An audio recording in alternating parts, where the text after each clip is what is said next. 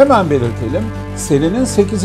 bir önceki filmin devamı olan Mission Impossible Son Hesaplaşma, 2 saat 49 dakikalık süresinin uzunluğunu hissettirmeyen bir aksiyon serüven.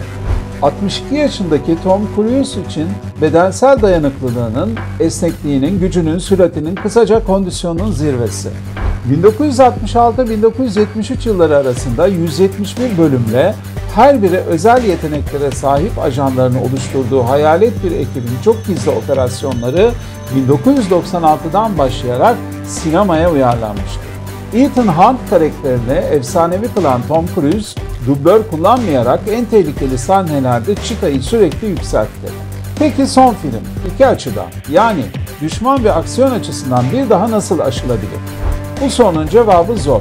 Çünkü hem ekibin binbir plan, zorluk ve saliselik zamanlamalarla etkisiz hale getirmek istediği düşmanın büyüklüğü, hem de soğuk derin denizin dibinde ve tam tersi gökyüzünde binlerce metre yükseklikteki aksiyon nefes kesici.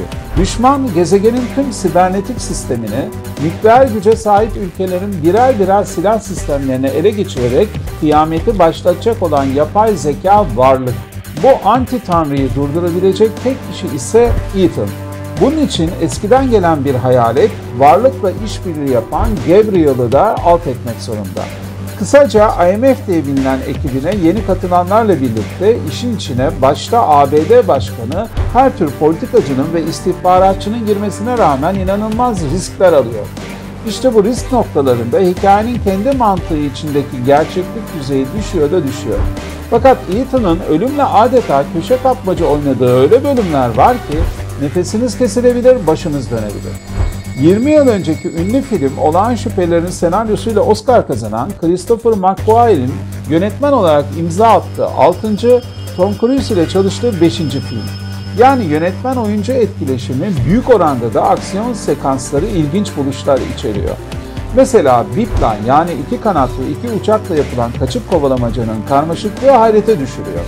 Aynı şekilde derin denizin dibindeki batık deniz altında geçen klostrofobi ve talassofobiyi tetikleyecek buluşlar uzun süre konuşulabilir.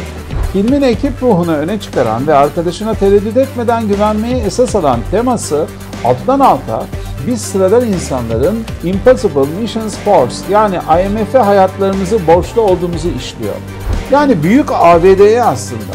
Bu filmde de süper gücün nasıl muazzam araçları, donanıma, dijital sistemlere sahip olduğu kafamıza dank ettiriliyor. Koruyucu, kollayıcı, sağduyulu bir Afro-Amerikalı kadın başkanın kararları da gözümüzü yaşartıyor. Neyse, bu minnet duygusunu bir kenara bırakırsak, sağlam bir aksiyon seyretmek istiyorsanız gidin, mümkünse de IMAX perdesinde seyredin.